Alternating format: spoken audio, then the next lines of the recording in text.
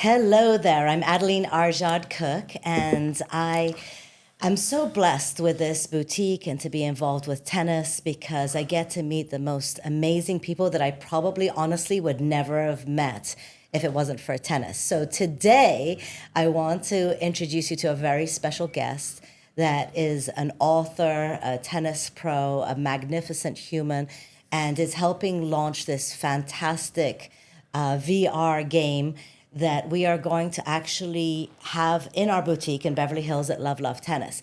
So I'll let you introduce yourself. Welcome. Hey, thank you. And tennis does such an amazing thing of opening doors and meeting people that you would have never met. Love the sport for that. So thank you for having me here. And I'm Matt Simons, excited to just, talk about tennis, and I've been around tennis my whole life since I was 9, and now I'm working with Sensorina, which is a VR mental and cognitive training company for tennis. So it's really exciting, taking kind of high performance training to the masses on areas where we can really improve our game on the mental side, which is something that we all talk about. Tennis is so important, but we don't know how to necessarily work on that mental side.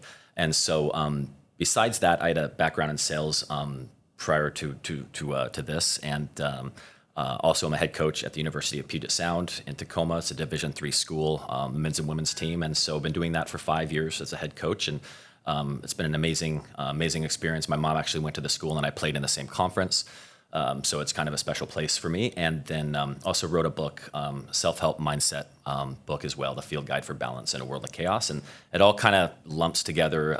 They're all kind of tied and fit together quite nicely. And excited to talk about it all today. Let's start with the book because that's how we got introduced to each other. So I have a wonderful, wonderful client and who's become a friend, as happens in this tennis world, Andrea Mason, who lives up north. And I was hosting a tennis tournament. My tennis tournaments are extremely unique. You have to be a woman, you have to be over 40, you have to have high etiquette, you have to care about fashion because the uniform is, one of my designs, of course. So it's this kind of combo of a group of women that just love tennis, and they also, my format is very different. You play one 9-game set with each partner, and your partner could be a 2.5 or a 4.5 or anything in between. So it's a very unusual format. I also have, it's 9 total games. So I also, switch partners after 9 games. So I have an algorithm. So if you and I, let's say, are rated 4.5, we add up to 9.0, and then we're playing 2 other people who are rated 3.0, so they only add up to 6.0. 6.0 versus 9.0, if they squeak a game or 2 out, there's an algorithm that gives them points instead of games. So I actually hosted a tournament in Turks and Caicos Islands, and every day they played, and the clients played, and then they at the end of the week, whoever had the most points got onto the final court. And there was 2 3.0 players on the finals court, a 4.0 and a 4.5. And a 3.0 who lives in Malibu here actually won the tournament. So it was fantastic. I've managed to kind of level the field in tennis. But Andrea played in a couple of my tournaments on her way to sectionals, as she goes to sectionals all the time. And so, she read my 2 books, I Love My Doubles Partners and Heart and Rackets. And she said to me, you've got to meet this guy. He's got the same thoughts and spirituality and connectedness as you have around tennis, but not just the sport and technique and all of that stuff, but something beyond that, something that's more mental, also emotional, and also intuitive, like bringing in the force of good to help you play better. So tell me a little bit about your book first. Yeah, so the book is interesting because it really came about because it's a mindset self-help book yes, there's a mental toughness components to it, but it's really life toughness. It's how to be more resilient in life. It's how to be more resilient in anything. And it's what we find on the tennis court is things that fumble us up on the tennis court are the same things that fumble us up in life. It's those thoughts, those reoccurring thoughts, those mindsets. And so as a junior player, as a competitive player, as a college player, as a current competitive player too, I struggled mightily with those things, tying my self-worth to my results. And no matter what I did, nothing was good enough, hardcore comparison, unfair comparison. It's one thing to compare yourself to yourself, but to compare yourself to others is, you're never going to find balance in that. And so I struggled mightily with these as a junior and as in college and as a young adult, not understanding and not knowing why, just thinking that it's just the chaos around me that it's creating these situations. And then essentially, went through life, got married, had kids, and continued to struggle with similar things. If I'm doing all these things right, why am I not happy? And that's what the book says. The back of my book says, if I have everything I want, why am I still unhappy? And so I realized that it wasn't all these people around me that were the problems. It wasn't the situation. It wasn't, boiling it down to the bad line call or the thing that somebody did to me in traffic or how someone hurt me in the past. I realized that all of those things, I was in much more control of this, and I was allowing those situations to really dictate how I looked at myself, how my self-worth was tied to that. And that impacts you in life, and it impacts you on the tennis court, and impacts you in every single area. So this book was born because I really didn't know how to shift out of this. I didn't know how to find balance, to recenter, to just get, we have those times where we just get shaken in life, and you just don't know how to reset. And it can be the simplest things. It can be a huge thing. So the solutions that were out there wasn't working for me. And so I just kind of went on honestly a journey of almost 10 years of finding some answers, and in all honesty, trying to find the meaning of my life and the purpose of life. And at the end of that journey, I do believe I found my purpose. I don't want to say it's universal, but I believe there's lots of universal knowledge that can be applied. And that's where the book came in, because it was something that I would have wanted to read when I was looking for that type of balance, because it wasn't just about finding purpose in life. It wasn't just about these few things. I had to reprogram self-worth. I had to reprogram generational aspects of self-worth that were impacting me today, that we don't always think. We just think, oh, it's just, I need to be more resilient. But it's these deep, deep things we're trying to these patterns we're trying to break out of. And they're so ingrained in us. It's like the air we breathe. We can't see it. We can't grasp it, but yet it controls so many aspects of ourself. Our mindset tells us when to give up, when to quit, when to be happy, when to be sad, how to react in situations. And we have so much more control of that. And so that's really where it was born. It was just seeing the need for that. It's funny because I say it's the field guide for balance in a world of chaos. And I just meant that we all have moments of chaos in our life. And it just so happened to come out during COVID, which obviously the whole world was in chaos. And so the points are applicable, whether it's your own internal chaos or it's enormous amounts of chaos, or whether it's a 20-second shift between points, or 90 seconds between changeovers, or your sets, or you can reset in any moment and any opportunity. And so that's really where it was born from. Yeah, I just wrote it as just kind of my notes and guide of how I got to find balance. And it's a reminder of how to continue to find balance, because once you're there, it's not like, oh, I've made it. Every single day there's going to be situations, experiences that are going to get you out of balance, and you have to figure out, how do I shift back and not drain your power and give away your power by allowing someone to, how often do we do that on the tennis court? They've made a bad call, they've done this, and all we've done is give away our power and allow ourselves to feel less than, to hold on to that negative feeling for games, for sets, for matches, for even longer. And all that does is take us out of being present. And the most important thing when we're playing tennis is how to be present. But yet it's one of the most challenging things to do. It's extremely challenging. And one of the reasons that, in my tournaments and my league matches that I host, people change partners every set is because I do feel like familiarity with your doubles partner can actually cause a lot of damage, because just like in any relationship, at the beginning, I feel like there's a lot of etiquette and high good behavior. People treat each other with admiration and respect. And it's the same in marriages, it's the same in friendships, it's the same with doubles partners. So for me, I realized that, wow, when someone plays with a partner for a very long time, one of two things happens. Either they love their partner so much and they're so codependent on their partner that they will not overrule their partner for a bad line call because they don't want to upset them, because they don't want the partner to stop playing with them. Or the partners will have gang mentality where they get together and they're mean to every opponent because we have to win and we're the best and we're, this and that.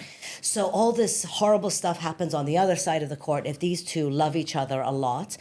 But on the other side is when these two are the sort of wall of politeness has come down, the curtain of kindness has kind of opened. And instead of saying, oh gosh, Adeline, nice shot, they might say something like passive aggressive, like, oh, you used to hit your overheads really hard. Why are you hitting it like that now? Something that, is so mean to say. Obviously we're all out there doing our best, playing our best. I'm not trying to lose, everybody wants to play well. And so one of the things that I try and instill is, why don't we keep that level of politeness, even though maybe we've played against these people a million times? Don't come on the court going, oh, that's that lady who made bad line calls against me the last few times we played, or she has a reputation. Yeah. Oh, that's that bad line caller lady. So Robert and I are very blessed. We play tennis all over the world in tournaments. We host trips. We host tournaments. We go on trips ourselves. We play in charity events. We take lessons all over the world. Wherever we travel, it's all about the tennis. We don't have children, so tennis is kind of our life. So a couple of weeks ago, we got to play in an exhibition match against Michael Chang and James Blake on Center Court in Newport Beach Tennis Club. So we're just about to start this, just a quick 7-point tiebreaker. It's for charity, it's for fun. And Michael Chang knows us very well because the day Robert and I got married was the beginning of his tournament in 2015. So that was 8 years ago. And he had started this tournament 2 years previous to that, I believe. I think it was just the 10-year anniversary last year. So Robert and I are supposed to be playing mixed doubles 9.0 in his tournament. And we scheduled our wedding on Friday evening because we thought it would be Saturday and Sunday, So the tournament director sends the tournament out and says, oh, we're playing, it's like at 12 o'clock or something. And so I called the tournament director. His name's Brad. He's a lovely chap. I said, Brad, I'm actually getting married that day. Is there any way we could, not? And he said, oh, I'm so sorry. It's a massive tournament. I think there's 400 or 500 people playing in the tournament. It's massive. He said, oh, I'm so sorry. I can't move it. So Robert and I moved our wedding to 9 o'clock in the morning on a Friday morning so that we could play in the Michael Chang tournament. This is honest God's honest truth, okay? So, of course, when we went to the tournament, our first match, I had made a T-shirt that said, I love my doubles partner, so I married him with today's date. And then Robert said, I love my doubles partner, so I married her with an arrow with today's date. And I was wearing my little roses and veil. We were just having fun. But Michael Chang came up and said, did you guys really get married this morning? I said, yeah, I married my doubles partner. Anyway, so it's been kind of this running joke or whatever. And then, I don't know, last time or the time before, Love Tennis sponsored, helped sponsor the tournament, small sponsor, not the headline sponsor. And then so we're playing. So the first thing Michael Chang said at this thing, and I've got video of him, we'll maybe pop it in here, is, oh, I only played doubles with my wife. It's very difficult to play with your, partner, your husband or wife. And it's actually pretty true. And I think it's because this mindset thing. And Robert and I made a decision because, of course, at the beginning, all the chemicals are going and you love each other so much. Everything he did, I was like, wow, I am not worthy to be your partner. And everything I did, he was like, oh my gosh, you're amazing. But of course, time erodes that, rosy glasses. Yep. And so we had to actually learn to play together. Yeah. So tell me about, if it's not a spoiler of the book, tell me about balance, BALANCE. Tell me what those mean. So I with this book, I really wanted to make it something that would be able to kind of plant a seed in your mind and be able to kind of trigger a bigger reaction. And so balance is an acronym. So we're trying to find balance. We're trying to do all that. And so balance is an acronym where every letter of the word is a step in achieving balance. And so, and again, these are steps where I have a mental toughness plan that's based on the same thing. It's a self, it's an ability to shift in any aspect of your life. So let's just specifically talk about the tennis side with this. And so the B would be breaking out of your negative mindset or the limiting self-talk. Right. So it's a lot of times we're unconscious to this because we're just on autopilot. We don't even think of the things that we're telling ourselves. Oh, we got 60,000+ thoughts a day. Like most of those are reoccurring and we don't even think about it. So the biggest thing is being conscious of everything you're telling yourself.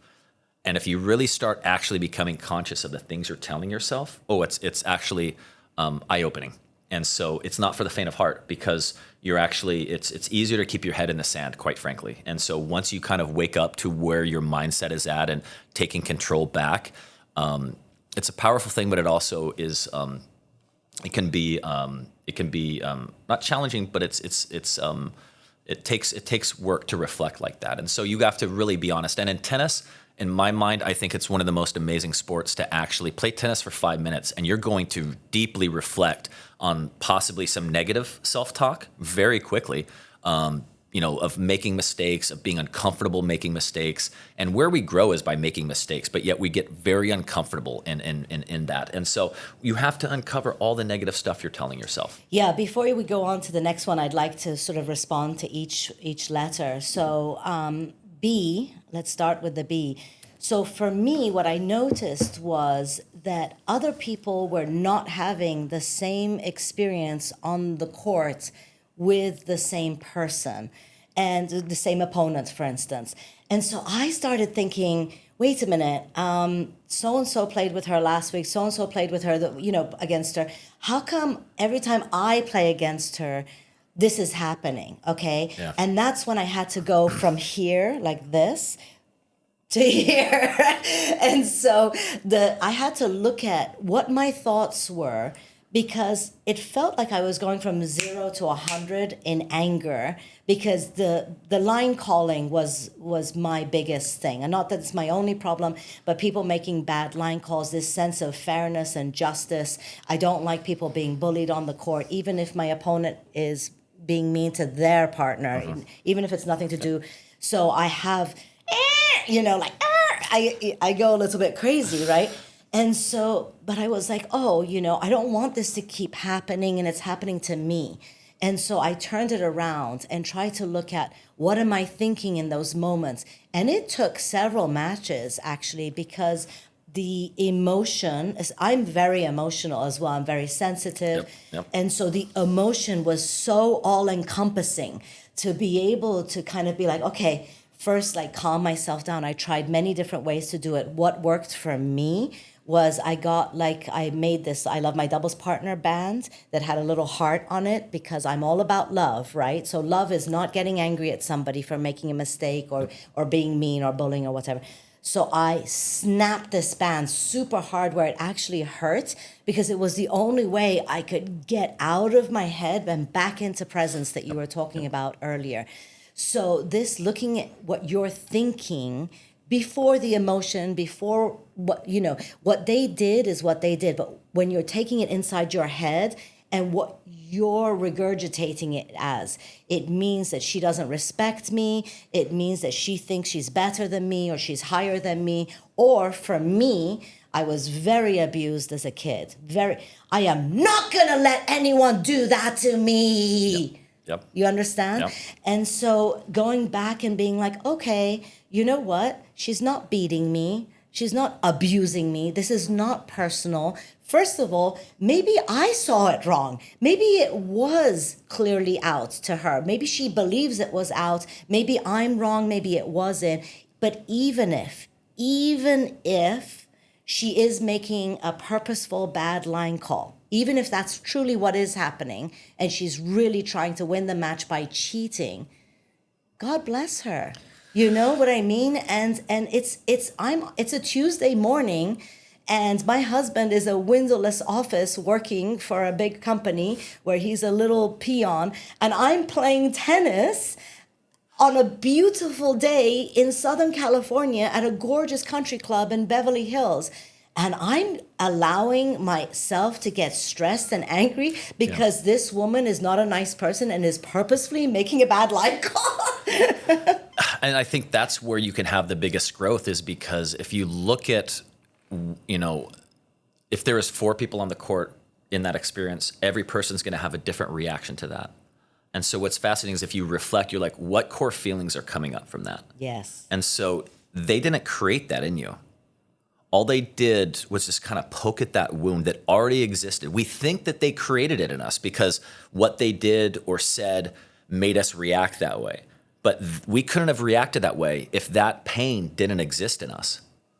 It's like if you said, if I called you, if you're right-handed, if I called you a lefty and made fun of you for being left-handed, that would brush off you because you're like, I don't identify with being left-handed. It wouldn't even. But if I said something else that in my mind might not even seem like a big deal, but yet there can be a deep reaction. That's what's happening, is that in tennis we think, oh, well, gosh, why can't I just, suck it up, do all these things? Because it's triggering these deeper things, and it's unique to you. It's unique to every person because they have their own unique emotional triggers. And that's why we're not just playing tennis out there. We're playing our emotions. We're playing with all of those things. And the situations of unfairness, of bad calls, of, things where, it can trigger these deep emotions. And I even look at it like, well, this person's stealing from me. They're stealing points from me, and I'm judging that. Well, I'm not a thief. But have we ever stolen somebody's time? Have we stolen somebody's trust? And maybe we're judging some parts of us. It's these deep reflective things that if we can heal from it, we don't have to like these things, but we can move on from those things. That's what keeps us stuck. Yeah. That's what happens. Is there's 2 elements. There's self-forgiveness for things that I've done in the past that are similar to what that person is doing, and then there's forgiveness of others that have done those things to you in previous times that you're still sort of holding on to. But okay, so that's B. Let's go on to A. And then A is adjust your reaction.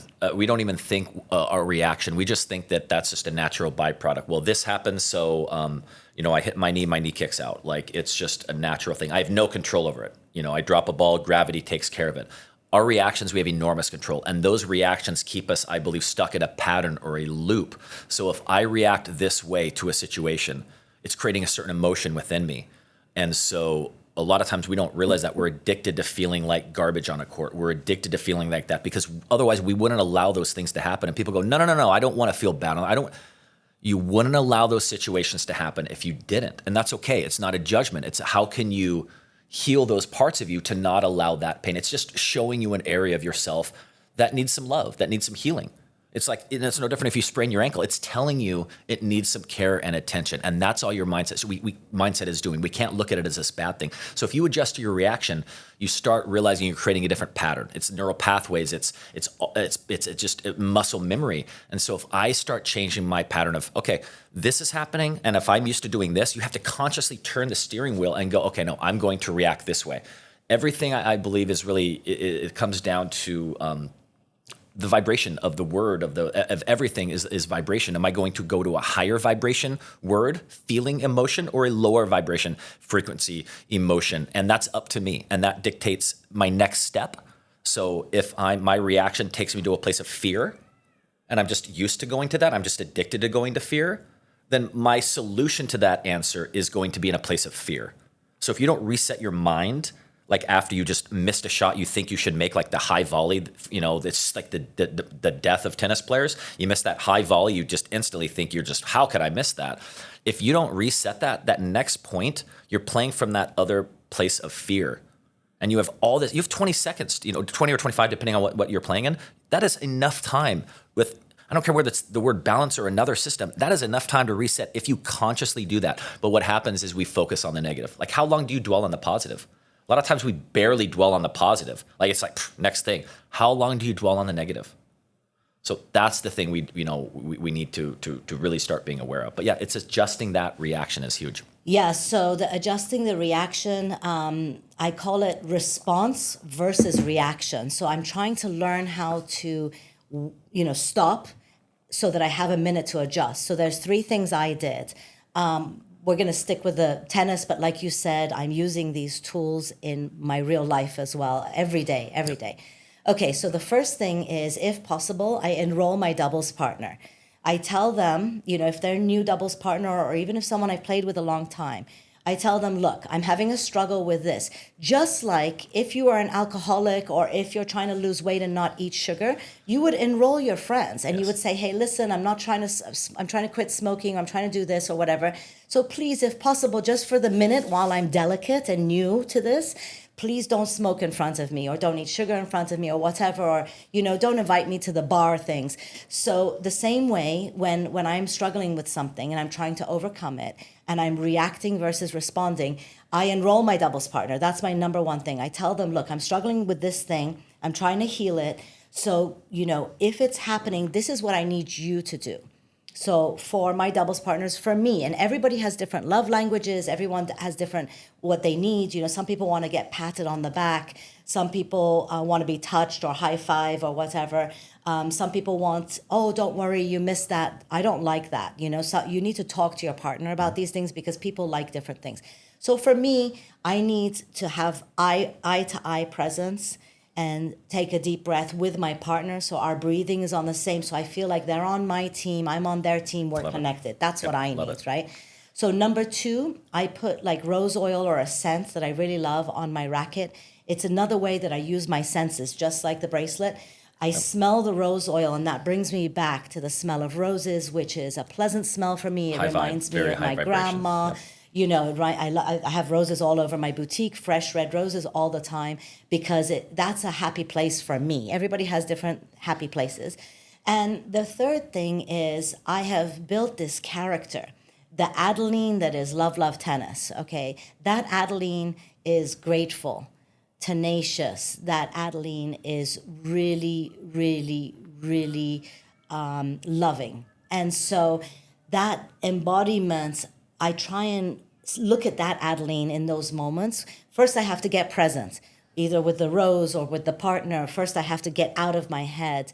In many of the yogas, they tell you to sort of take the blood out of your head and bring it down into where the high vibration is, which is more in like the stomach area. That's like the happy place, is this kind of, this organ down here that we're not going to talk about on this podcast, but, kind of bringing the blood down from the head. So you're not thinking so much and you're kind of connecting with your higher self maybe. And so for me, these 3 techniques kind of are able to have me, first of all, be silent. Do not say or do anything. Don't sigh. Don't roll your eyes. Don't even think thoughts. Like immediately go to your partner and go, I'm having a moment, enroll their help, smell your rose, and then don't do anything. And then once you've sort of calmed down, then you're back to normality. Then if you choose to then respond, the response is going to be very balanced, very level, very loving. You don't have to let people walk over you. I think sometimes people think, oh, well, if I don't say anything, then they're going to do it over and over again and they think they can take advantage of me. That's not what we're not talking about being victimized. We're talking about being empowered, but in a balanced way so that you're not actually creating a worse problem for yourself where you're damaging relationships because of something that happened to you 30 years ago. So let's move on to the L. But what you're saying, it just is healthy. What you're summing up is healthy communication. And with a doubles partner, I look at it as it's an extremely personal relationship. So as a college coach, It's so important to have the right matchup with doubles partners. It's not necessarily the best players, it's how well do they have their chemistry. And I believe it can be synergistic. 1 + 1 can equal 3 if you find that. Because some people feel the pressure of having to support or not letting down their doubles partner. Other people, like, it fills them up. So for me, the right doubles partner, it's magic. And I believe amazing things can happen. But you have to have healthy communication. I've said to doubles partners, I said, you can't talk to me like this. I need positive reinforcement. It creates boundaries, it's healthy, and you have to communicate how you need to be communicated, whether that's a relationship in life or on the tennis court. So those things, it's just a healthy relationship things, and a lot of times they apply universally. And if we can do that same thing on the court with your doubles partner, it's about communicating what you need. How else are they supposed to know? So I really like how you brought that Yeah, together. it's, in husbands and wife relationships, often we talked about there's the yin yang, one of them is like this and one of them is like that. It's very often that somebody's very assertive and loud and the other one's a little bit more chill, and because you can't have two people who are very picky in a relationship, because it'd be very combative, wouldn't it? Powder keg, yeah. So it's the same thing, when you play with your husband on the tennis court, he's very different to you and does things very differently. So we need to, we've had at length conversation, and my husband and I, we don't argue, we don't have issues, we're very, very in love. 8.5 years we've been together every day, nonstop. We are completely obsessed with each other. But we get on the tennis court and it's a whole different situation. But the communication of, what am I doing that's making you feel that way? And he tells me, and it's very important because sometimes you don't get to choose your partner. It's really nice if your coach is awesome and goes, oh, you two have good chemistry, let's put you together. But in life, you're not always going to have opponents and partners that are going to fit with you. I mean, how many magical tennis partners have you had? Because I've had like 4. And I've gone from 2.5 to 4.5. So I've played with thousands of people over the last 12 years that I've been playing tennis, because every time you get bumped up, you have to get new partners, new teams. How many people have you had actual tennis chemistry where you got on the court and you were just, it was like, woo! I don't want to offend anybody that is going to listen to this that I've played doubles with. I've played with an amazing amount of amazing doubles partners. Amazing, countless. I can't. But we're talking that. About. Woo! But I always have the one doubles partner, and this is a story I share with other people and other friends, and it would be my sophomore year of college. My doubles partner. It was just chemistry. Just magic. We won a first round together at nationals, it just was. We never got down. We just were upbeat. We lifted each other up, and so even to this day, I mean, he comes into town every once in a while. He went to the military. Now he's a pilot, airline pilot. Thank you for serving. And so, it's like I had the fortune of connecting with him over the last couple of years, and it's like we got back on the court, and it's like I literally felt like a kid again. And so I don't know what that was, why that it was just this, and we ended up becoming good friends, but it wasn't even that in the beginning, and I can't even put words to it, but we just had it was just. It felt so synergistic, Yes. It's when it meshes, it meshes. So. I had one at 3.0, one at 3.5, one at 4.0, and Andrea, who I currently play with, is. But yeah, that's it. I mean, thousands of people. Yeah. So it doesn't. So what if we could learn? What if we could learn to transform our relationships with our doubles partners to be so synergistic without having to meet the doubles partner? What if we could change the way we responded and the way we behaved so that we could? Because that's what I had to do to go from 2.5 to 4.5. When I didn't play, you know what I mean? That's a huge jump, and we played cards in my family. We played gin rummy. That was our family sport, We didn't do this. I didn't throw balls and catch balls with my dad in the park or anything like that. So, none of the women in my family, I don't remember anybody, doing any. I'm trying to think if anybody did any sports. Yep. My grandma took a couple tennis lessons. Yeah, I was the only tennis player also. So you know what it's like. Yep. So to do that, I had to learn how to not only play well myself, but bring the best out of my partner. Because as you know, when you get bumped up to the new level, nobody wants to be your partner. You just came from the rubbish level, right? The lower level from them.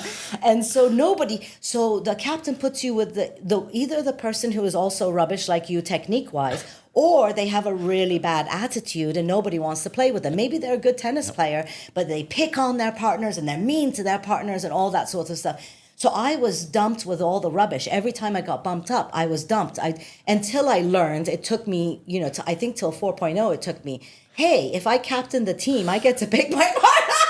I was like, oh, I'm not a quick learner. I'm not going to lie, Matt, And so I was like, so I had to learn how to not only control my own emotions and play my best, right?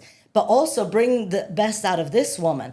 This woman is either angry or a rubbish tennis player, And so that was amazing to help not only transform myself, but transform them. Luckily, I had just gone to Landmark Forum. I don't know if you've heard of that personal growth course. It's a 3-day course. It was mind-blowingly good for me. Every education is different for everybody. But for me, I had just come out of that, and I realized that my thoughts were not necessarily the truth, which was at 35 years old, I was like, wait, what? Just because I think something doesn't mean that's actually true. I was like, what? And so I started, when they were doing things that were upsetting me, I started going like, oh, what if I could make them laugh right now? How could I make them laugh? Well, what's good, what would work for them, So let's talk about Elle. So living in the moment. And so that's not like just a YOLO, you only live once and do whatever the heck you want to do without any repercussions. What it really means is being present and how to be present. It's not easy, anxiety, fear, all these things. It takes us to the past. It takes us to the future. And so how I talk about it in my book is stop time traveling. You're unconsciously time traveling by not being present. You're allowing, let's say, the last point to impact your decision making now. You're not present. Even just a little bit of tightness, how much does that impact your stroke? Even just a little bit of holding your breath, how much does that impact your ability to you're holding back? And so that's the biggest thing, is when you can't really be loose, relaxed, in the zone, in the flow, whatever you want to call it, if you're in the past or in the future. So it's how to be present. And so worrying about things in the future that you can't control, it does nothing. All that you have is now. And I know that's so cliche. We hear all these cliche things, but that's all that we have. And that's what we have control over. We have control over nothing else. So until we get back to center, and that's why I like, the rubber band or, the rose essential oils, anything to snap you out of that.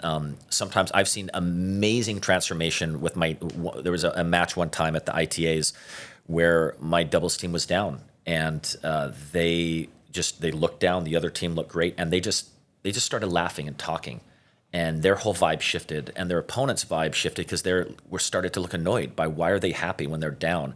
My team came back and won, and it was this huge transformational and learning moment that realizes like you can shift the vibe hugely with laughing, with doing things, but it's so hard because we're in that mindset. We're angry, we're frustrated, we've been cheated, or we should be winning, we should have won that set. God, just laughing can shift the vibe amazingly. So it's that anything to do can bring you back to presence is powerful. So yeah, I totally agree with me. The biggest compliment I got was just a couple of days ago. I'm on a brand new team. I was playing with the captain because she's trying to see who to put me with. And she said to me, Adeline, you're an amazing tennis player. And I was like, thank you. I mean, I'm not. But she's like, no, you do something. I'm learning from you. You play each ball as it comes, as it is. You don't have preconceived notions, and you're not, thinking about the last point. You're just with the ball.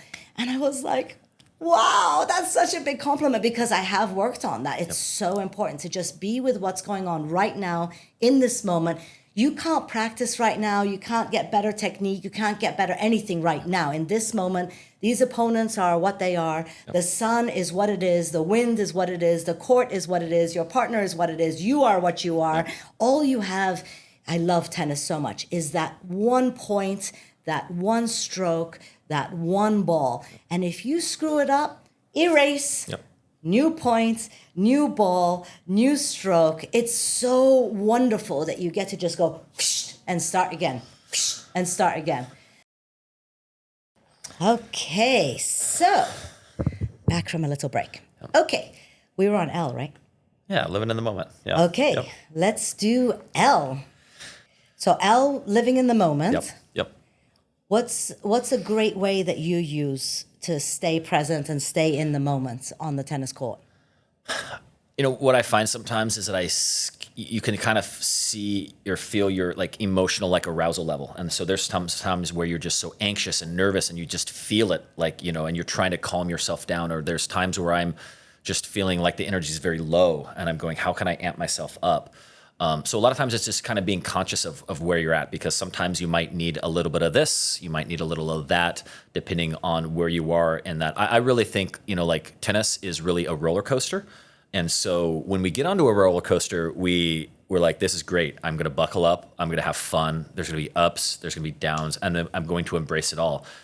But with tennis, sometimes we don't acknowledge that it's a roller coaster, even though it is one. And we're going, my gosh, it's taking me up and down and all this stuff. And if we can really be present and go, okay, yeah, we're in a loop right now going upside down and all this stuff. But guess what?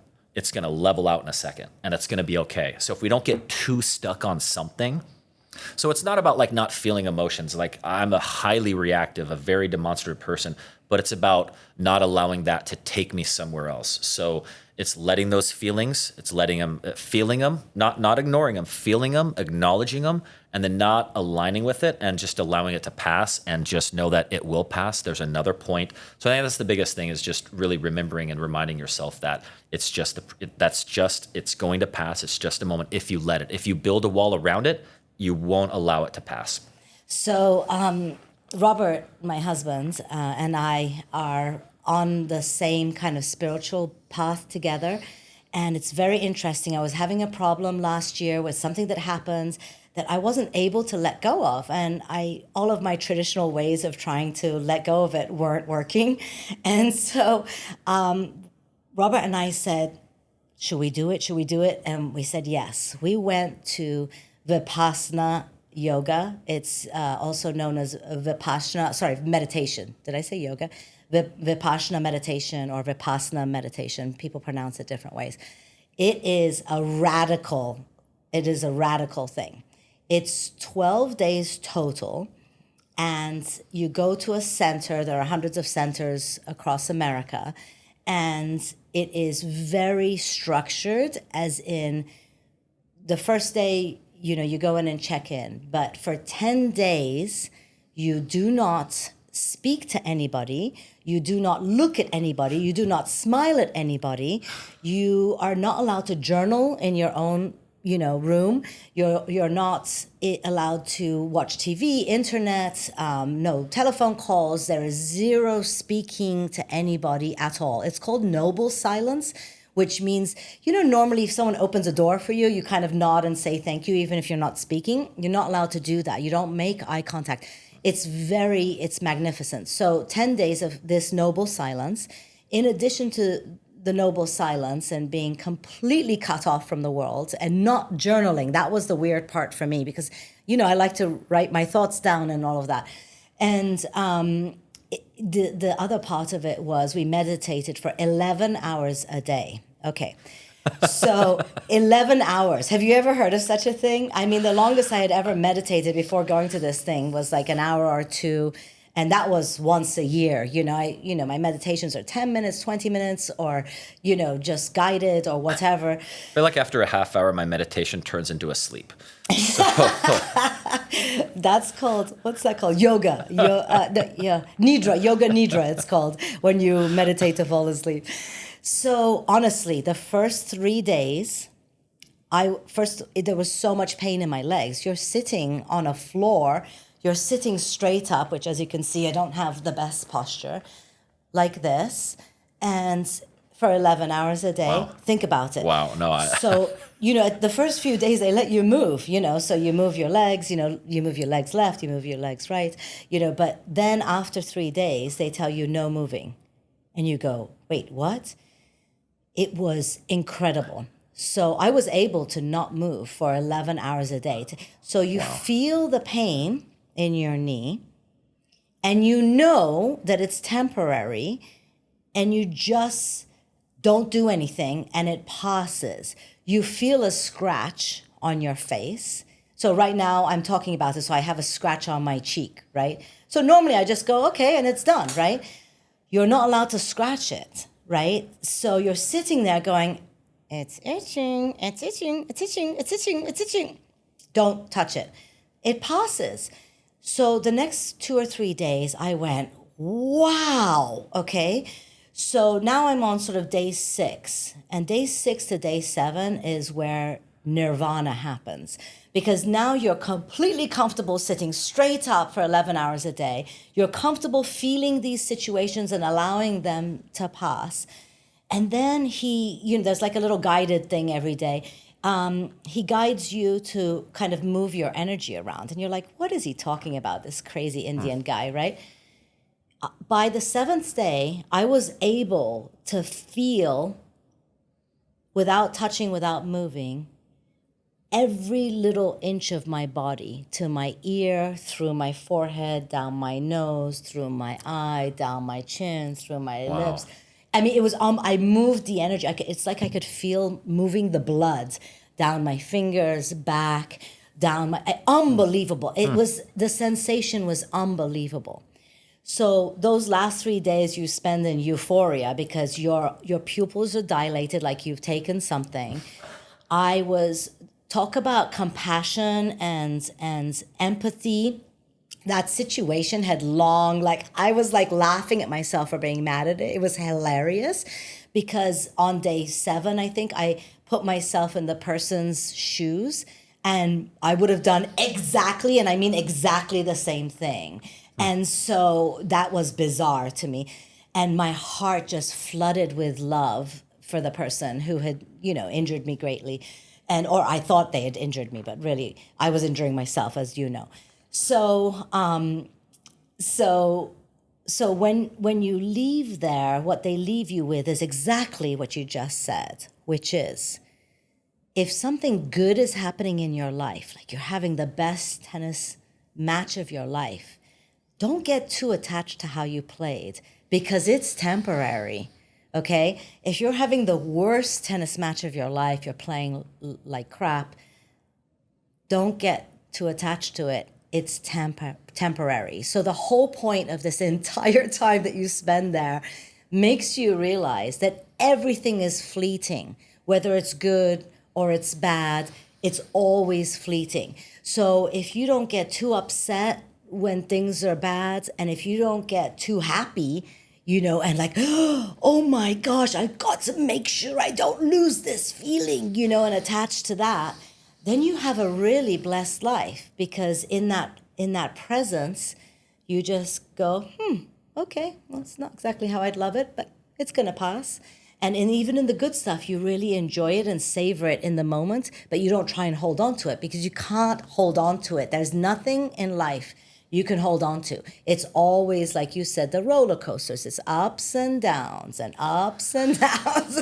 No, that's it. It's like you can't have a mountain without a valley. You can't have dark without light. And so, you really do need those kind of push pulls, in that to kind of grow and understand from that. And that really is, it's a powerful kind of thing there. Yeah. Yeah. The example of, if you work at Haagen-Dazs ice cream and you eat Haagen-Dazs every day, it's not delicious anymore, So having that contrasting experience makes you actually enjoy. The first time I won a 3.0 singles tournament, I was living in Austin, Texas. I had played the same woman in the finals time after time after time after time. When I started playing tennis, I was 60 pounds heavier than I am now. Never picked up a racket, maybe in school like a couple times, never was, on a team or anything like that. And so I was absolute rubbish. I was 2.5.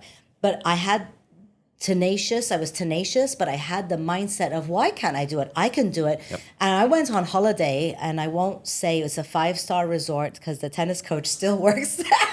I actually hosted one of my tournaments there, and he was still there because I was a 2.5, 3.0. And I go there, and he's teaching us. I went with 3 friends. I'd organized this whole magnificent trip. And this was 2000, maybe 2010, 2011, something like that. And and I said to him, I'm going to be a 4.5 one day. And he looked at me and he said, I'm sorry to tell you, you are not going to be a 4.5. And I said, yes, I am. And I didn't listen to him. He didn't fuel me or anything. I know some people say that fuels them. It doesn't fuel me at all. It's just like I don't listen to people because, like you said, I don't resonate with it. If you don't resonate with something, if someone says you're fat and you get upset, it's because somewhere deep inside you do think there's something wrong with your body. Because Absolutely. when people tell me, oh, you're heavy or whatever, I'm like, no, I'm not. I'm sexy. Whatever size I've been, even 60 pounds heavier, I didn't feel fat. The doctor had to tell me to lose weight. Like it didn't compute really for me because I don't have, any wounding in that area. So I went there, he told me that. I didn't, and I came back and I played this woman over and over again and I lost and lost and lost. And I did read a book, Brad Gilbert's Winning Ugly. And she was a pusher, and I kept sort of trying to, finish the point and do crazy things, and I was just like, what if I could just get better at pushing than her, But then my inner thoughts were, oh, but she's skinnier than you, she's fitter than you, she's been a pusher for a long time, but I did it, Matt. And I was just like, when I beat her the first time, it was a magical feeling that you could not comprehend, and I could never have experienced if I'd won from her the first time I'd ever played her. You know what I mean? That losing and losing and losing and having to figure it out and having to sort my emotions out because I was a very sore, bad sportsman at the beginning when I started. I'd hit my racket on the floor and do crazy things, So when I won, it was, I was on a high for 3 weeks. That I couldn't have had that, right? Unless I'd lost her many, many, many times. No, it's amazing the emotions that can be triggered in tennis with that. And so that's why I love tennis so much, is that it really is a powerful tool for like your personal growth and your journey, and to see where you're at and to see where you're going. And just as like a barometer, like as a college coach or as a coach or any type of, a coach, with your players, you can see them on the court and you can instantly tell like what kind of day they're having. You can tell like, I'm like, tell me about your day. Like something's off. You're like, okay, well, this was happening, no sleep, or they're stressed or they're sick. And it really is a barometer for kind of how we're feeling in the day. And so that's also a thing with tennis, is like comparison is an unfair thing. So you can only compare yourself to like, not just you to you, but like how you're feeling that day. If you're having a tough day at work or tough day, with your family, or tough day just just personally, how do you think you're going to play tennis that day? So you got to be nice to yourself. It's like having continuous check-ins of being present enough to know, okay, today might not be my best day, so I'm maybe going to be a little kinder to myself, show a little more grace to myself, rather than just have these unrealistic expectations. And then there's some days where nothing goes, you can't do anything wrong. Everything goes your way. And, you just got to roll with all of those days. And if you don't get too high, you don't get too low, then, because that's the one thing, it's like, well, why can't we just get pumped about that? That is the mountain, and the valley lives with your high and low reaction. So if you stay in that middle lane, you don't have those extremes. And we don't think it's bad if we're celebrating the positive and gloating and going, I'm so amazing. But then that creates that, what is that creating? How tall is that mountain? You're creating that opposite valley. So the more balanced and more you stay in there, the more you are going to create that true balance in your life. And Absolutely. So, yeah. 100% agree. Okay, so we're on to the second A. What is the second A? Well, the second A, so in the book, it's actually agape. As my mental toughness plan has shifted, it's actually acceptance. So acceptance, agape, I use them interchangeably. And so agape, a lot of times with that word, people, it brings up different things. The way I view that is it's unconditional love, unconditional love of others, and it's also of yourself. So so that's why acceptance comes into this, is accepting what's happening, accepting you, accepting the moment, accepting what's happened. And without that acceptance and self-love and agape, you get stuck. And so it's huge, and we don't realize how important that is. But if we don't accept, we don't have to, and that doesn't mean we like what's happening. There's a huge difference. And there's a powerful quote from Rafael Nadal in a match, and we just think these people are athletes. But I'm like, you hear this quote, and I'm like, it's not a surprise that this person is one of the most mentally tough athletes in the world. And I'm losing the quote, but basically he talks about in this a tough loss. He goes, I instantly accepted the loss, or I accepted the loss. And he says, but I wasn't pleased, or I wasn't happy with certain things. And so that might go under that. A lot of people might miss that, but that is a very, and I call that a very Buddhist type of philosophy. It's profound. And if you don't, and that's why it's not a surprise to see his resilience on the court, because without that acceptance, you're stuck in the past. And so that's why each letter kind of builds on itself, because you can't get out of that time travel unless you accept what's happening. So that's why it's so huge. Again, it doesn't mean you have to like it. It doesn't mean, but it just has, that's how you reset, is by accepting what is happening. And then you can be in a mindset of going, okay, let me solve this. Let me work on this. There was just a great match where somebody was down 5-0 in the second match point on the pro side, and the person ended up coming back and winning in the third set. And there's not another sport like tennis where there's a complete reset after each game. After each game, it starts over to love. And so you don't see that in any other sports. It starts over after each set. Doesn't matter if you won 2 sets at Wimbledon. Man, that third set, you still got to win another. And so I just find it a fascinating sport where you truly have to reset. And do we really actually reset after every game, after every set? A lot of times we don't. And so, but we have that power to do that. And if we don't, we're just giving that away. I have an actual theory on this, actually. I feel like a lot of my success as an amateur adult player has been because I'm really not that smart.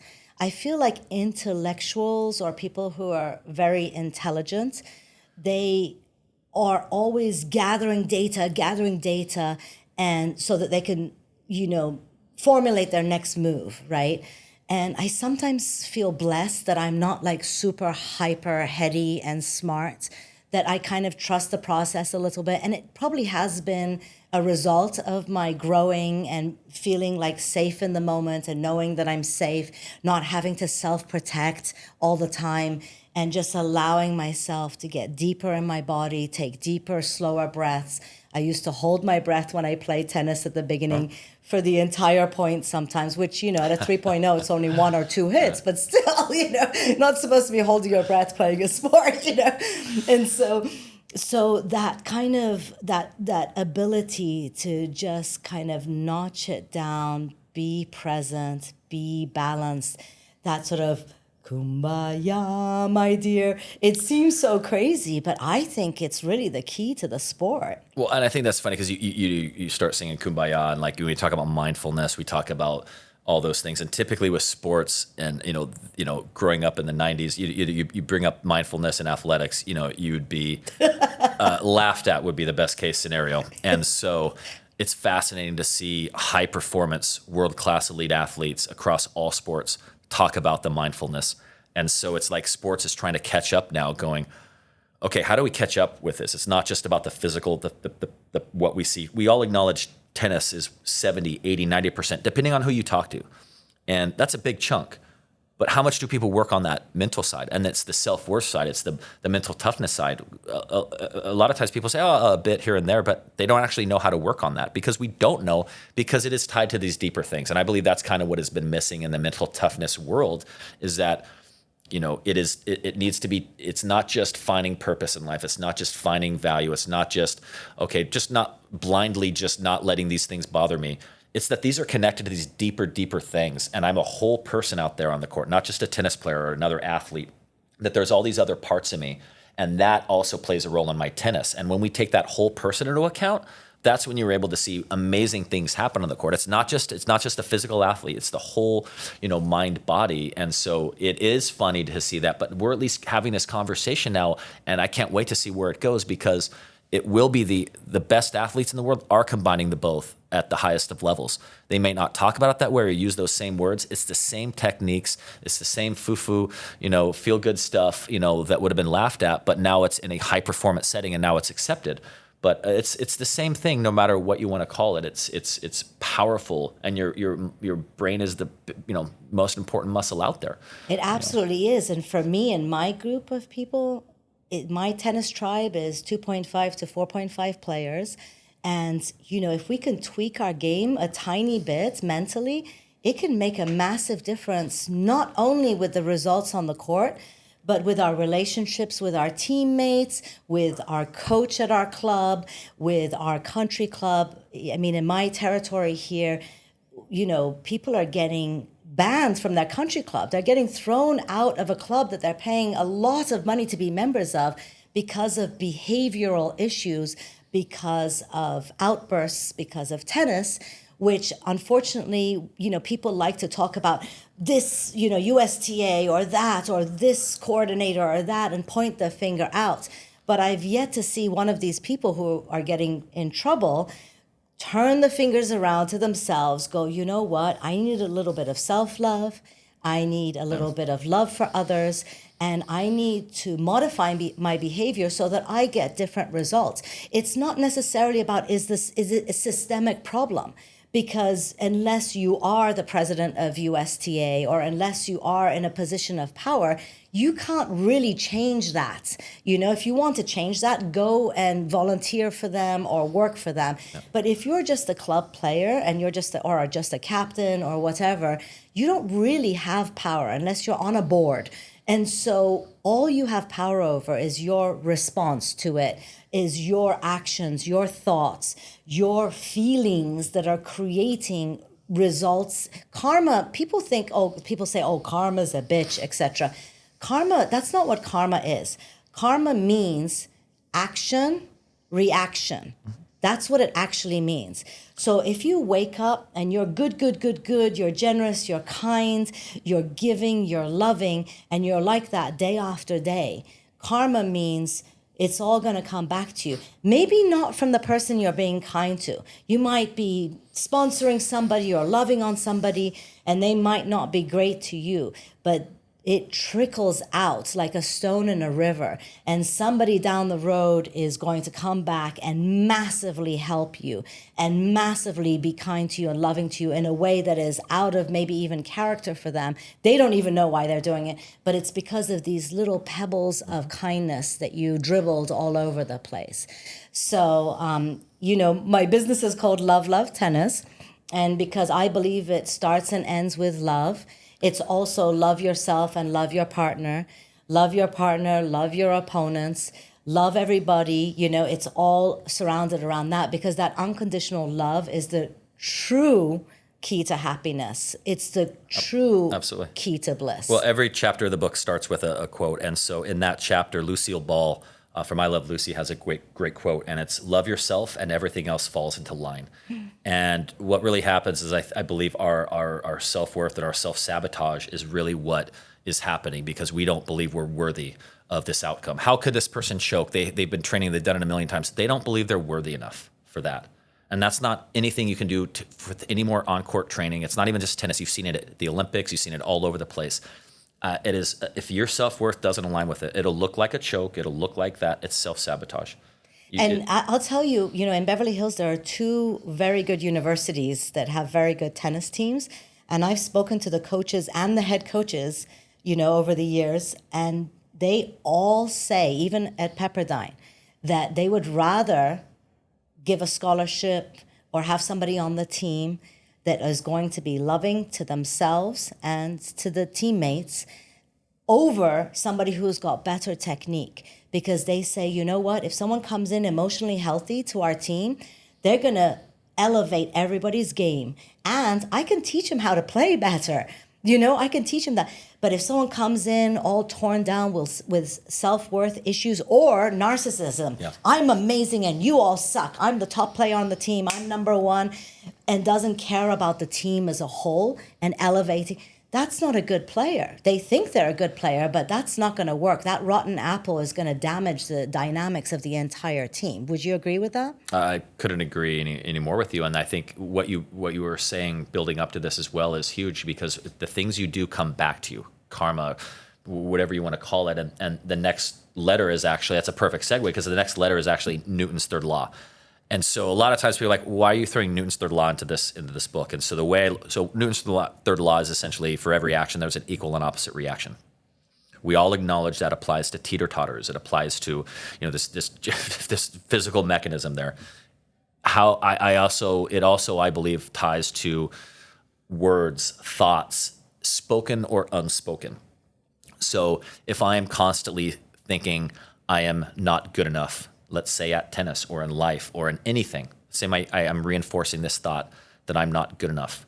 We might think that that has no power to it. But if I'm sending out a message of I'm not good enough, what will it bounce back to me? A situation will come back to me that will have me walking away going, wow, I'm not good enough. And because there is a delay in the universal law of cause and effect, we think we have we think we're not doing this. So our society is in this huge, it's a symptom. Like we're trying to assign blame. Something happened to me, bad. I need to figure out whose fault it is and blame them. I didn't win this point. Okay, I need to figure out what did they do that didn't allow me to do this? And we have to assign blame when something went wrong on our side. And I think if we take accountability and action and realize that what we're doing, we're planting all these seeds that we're creating, and we're walking through the same forest, complaining and judging all those same seeds that we had been planting, and not realizing that we're the one that's creating that. So Newton's third law, karma, I don't care what you call it. It's not just, hey, do something, don't do this stuff because, you want to be a nice person. No, it's because it's going to come back to you. And it's not, you're right. It might be in a different situation. So let's say, you steal somebody's trust. Someone is going to do the same thing to you in another situation, and it might be a different environment. You might not even connect the dots, but you've created those situations. And if we then keep on having the same reaction of blame, we're in the same pattern. And then we look backwards and we realize we've been having the same reactions. We've just been on autopilot our whole life, blaming, doing this, and realizing that it was us that was doing it through our reactions, through how we reinforced it, through our words, through everything. So I started with blaming my childhood. Then in my 20s, I blamed, the government and this and that, and, being treated differently and this. And then, people use their culture, their racism, their sex. We find so many great excuses for reasons not to be happy, not to be successful, not to win. I came out of Vipassana, and I created this 3-story magnificent superstore that many tennis professional players have come in and gone, I've traveled the world, I've never seen anything like this. This wasn't created by me. This was through me. This was an aligned, magnificent, I call it my baby because I birthed it through everything I did for my sport, for people in my sport, for people in my community, for people in my life. My kindness came together, and this is the gift the universe gave me for everything that I've done. For the past 10 years, I really cleaned up my side of the court, I call it. Not that I never make a mistake or never get upset, but it's very much different. Yeah, and it's like every 2 months or something instead of every day. And then instead of lasting 2 weeks and me waiting for an apology, it lasts maybe 10 minutes, 15 minutes, 20 minutes. And then I forgive myself, I forgive them. Sometimes even though somebody did something to me, I send them a message and say, listen, I'm really sorry that happened. I really wish it hadn't happened. It's made me a better person. I really thought about it. And, and I clean up my side of the court because I'm not their coach, their teacher, their guru, their God. Who am I to tell them you should have done this? All I have to say is I didn't respond in the way I wanted to, and I've learned from this situation, and I've grown from this situation. I hope you'll find it in your heart to forgive me for the way I behaved that day. It doesn't matter what caused it, doesn't matter. And I don't go into victim and go, I don't play the violin, it's because of this in my childhood. I don't do that either. I don't need anyone to feel sorry for me. I had a bad response. I'm not going to do that again. And that's it. It's a beautiful thing. Then, like you said, you move on and you stay present. You learn from the situation. You look at it, you go, that's not how I want to be again. You look at your side of it and go, this is what I could have done differently. And then clean slate, just like a new game in tennis. Clean slate, get to start again. I love it. So we're on the N of balance. Yeah, so just to wrap up the Newton's third law, it really is just everything that you do just comes back to you. And so, but how do you, so when you look at that, it's like you got to take all the other letters and realize, okay, the negative, breaking out of your negative mindset. It's like you got to collect all those things. It's the adjustment of the reaction. It's the, it's the living in the moment. It's the acceptance, and then realizing that everything I do from that point on is going to come back to me. So even in your reset in a point, between points, you can have those first few seconds going through those letters of, first 10 seconds, you're being aware of your self-talk, you're accepting it. And once you're at the acceptance part, then you're at the let me create my new mindset part. So once you accept it, you're like, okay, clean slate, wipe the chalkboard, wipe the dry erase board. Now I can go to C, the create a new mindset. And the way I look at that is that our mindset is just like a computer operating system. Okay, so if you're still operating on Windows 95, you're probably going to have some issues in your business or in how you operate in the world. With our mindset, a lot of times we're still operating on literally Windows from elementary school. If wherever we've stopped, wherever we were at in those areas, if we don't grow, we're still at that same place. So when you're aware of the patterns of the things you're saying, it literally is happy people have a different language, a different vocabulary. They talk to themselves differently. They talk to other people differently. Unhappy people have a different vocabulary. It doesn't matter who and what you are. You have different words, and you don't even realize the power of the way you phrase words. I hope to be happy one day. Good luck. It's always going to just be out of reach. You have to speak things into the way it is. You can't just be like, oh, my forehand's terrible all day long and expect it to actually perform. And people might go, well, how does what I say have any connection? If you don't think it has any power, things like this won't help you. But if you think you have a little bit of power in what you do, you just don't know how to gain that power back, then this is where you can gain those tools and find those tools. And so you have to be aware of the things you're saying. And so with my mental toughness plan, what you do is you basically uncover it. You customize it on yourself because you're personally uncovering the things you tell yourself. So in this situation, when this happens, this is what I tell myself. When I miss a high volley, easy point, and I should have won that point, this is what I tell myself.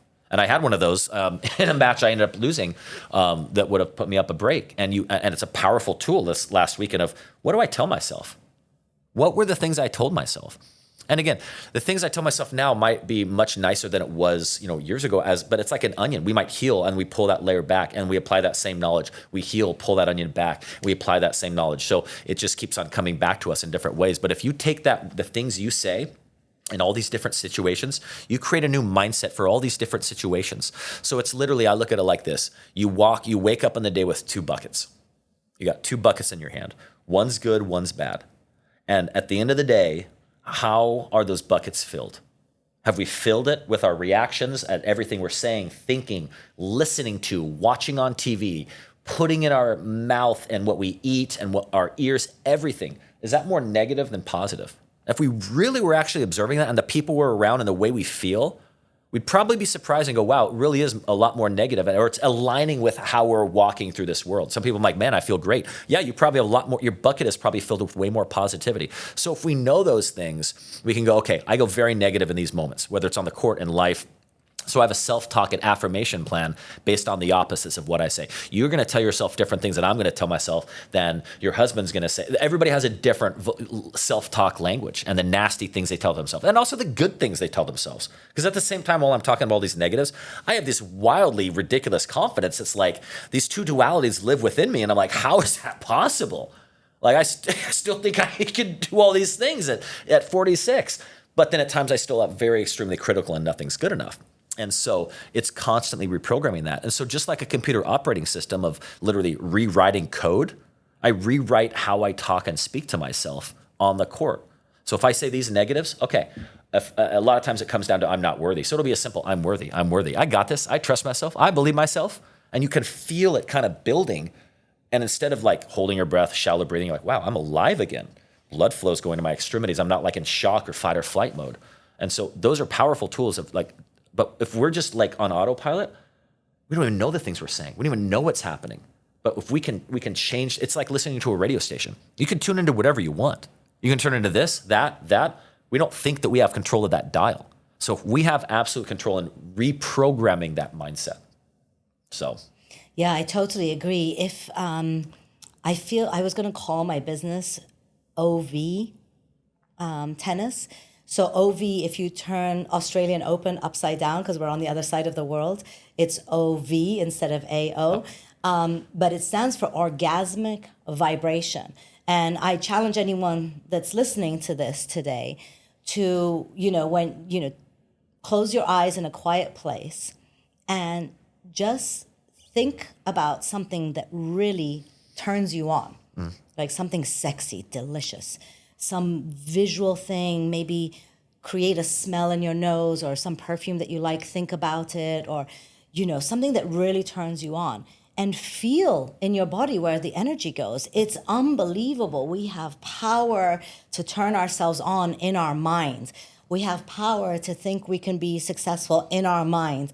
Every time I went on the tennis court, I was like, I can be a 4.5. I can be a 4. And people kept saying stuff, but because I believed it, you have to think it, you have to believe it, you have to speak it in the present tense. You even have to kind of feel it. So, 100%. When you're thinking about being a 4.5 when you're a 3.0, if you can, feel it in your tummy and like feel those butterflies of excitement of, wow, I'm a 4.5. Wow, look, I'm hitting like this. Wow, I'm hitting a top spin. And your mind starts looking for ways to reach that goal because you're already there. So your mind's like, oh, I don't know how to hit top spin. Wait, I have to learn how to hit top spin. And so just like you said, if you're thinking negative, your mind finds ways to bring the negative to you to prove yourself right. We are, meaning making machines, but we're also prove yourself right machines. It's just constantly going through whatever I already think. If I think people in LA are always late, I'm looking at my watch. Oh, it's 1 minute past. They're late, because I'm like, oh, see, I'm right. It's what you're looking for. You're going to find what you're seeking. It's like you go for a hike in the woods with a friend and you're like, I can't wait to see this beautiful scenery, this beautiful stuff, feel recharged, connect with Mother Nature. And your friend's like, oh, these bugs are going to bite me. It's going to happen. I want to get sunburned. And you're literally in the same place at the same time, and you could have two completely different experiences. And how is that? Physically, it's the same. The difference is your expectation and what you're expecting in that situation. And so people are like, well, no, that's different. I got bit by the bugs. He didn't. Yeah. And so that's, again, when you realize you don't think you have power in things, that's how you're going to assign things. And you're going to blame or figure this out. But when you realize you're in control, it's a scary thing. It's a powerful thing all at once. Yeah.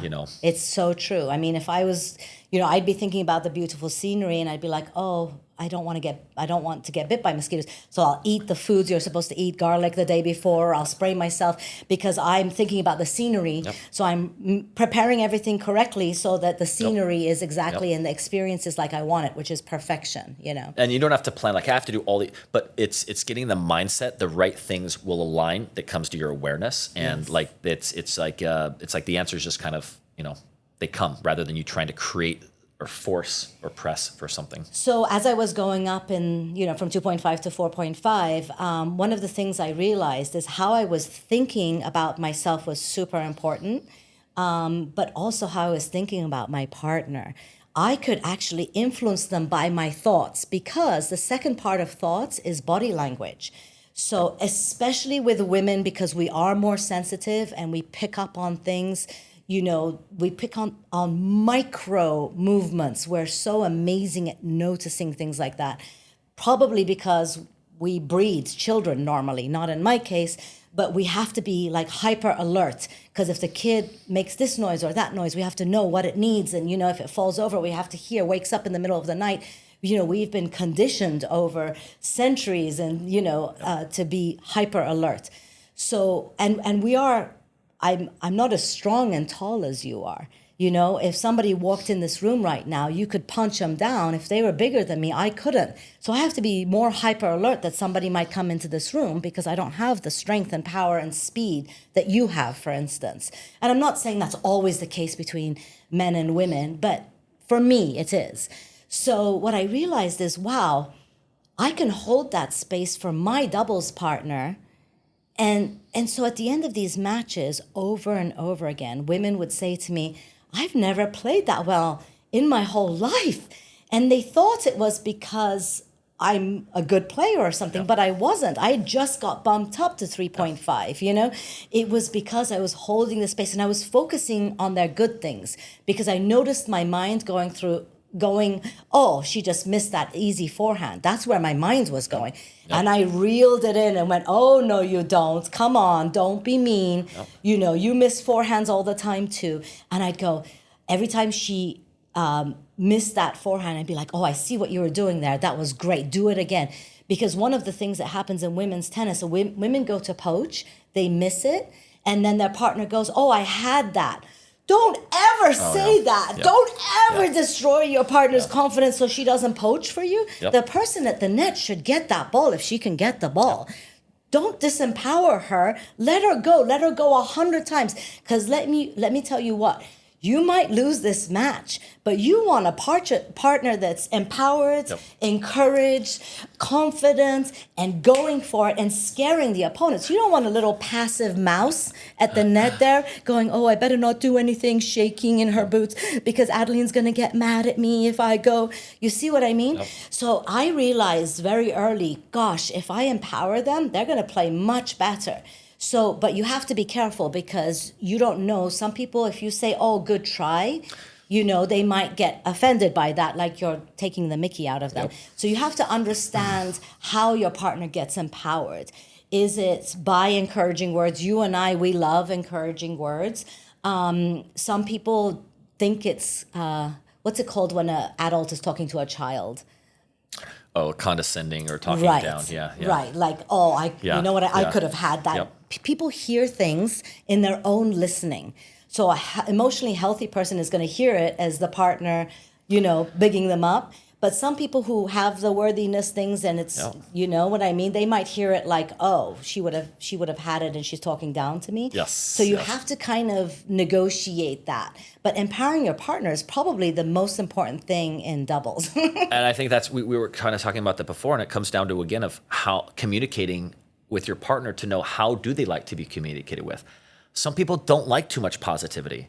They like a certain amount. They don't, you know, it feels condescending of like a nice try or like, no, it wasn't, you know. So it really is important of, you know, because in your perspective, it might be you think you're being very nice to this person. And I've actually, you know, I've had doubles teams that I thought were getting along great, and they were just triggering each other, and they were good friends. They were triggering each other just the way they were communicating, things like that, and they were feeling they were letting each other down, and it was creating these bigger issues. And we had to let them sit down and talk it over and realize that's not what's happening. But it really, if you don't set that, again, healthy communication, you're not going to know what to do. And so it just comes down to that. You know, again, your love language. How do I need to be spoken to? How do I need to be communicated with? So one example of this between Robert and I, it's a very good example. So when I'm a very efficient person, I do things very quickly, not necessarily effectively, but quickly. So I get things done, you know, really quickly. My husband is much more methodical and he does things correctly. So when he writes an email, for instance, if it's a difficult email, he'll write it, read it, reread it, and send it. For me, I'll just write it, boom, and I'll send it. I don't reread it, and so we just do things differently. So in a tennis match, for instance, let's say Robert's returning and he hits the ball in the net, okay? What I used to do was turn around and walk ready to receive, because it's coming to me now, because I know he's walking towards the net so he can pick his ball up because he's going towards the net, and I'm walking ready to receive, okay? Because the point's over. So he took that like I was upset at him for hitting in the net, and so I was making him pick his own ball up. I was like, oh, my mind was blown. I was like, that's not what I'm doing at all, darling. What I'm doing is getting on with it. Because I like to play tennis quickly. Let's go. Next point, next point, you know?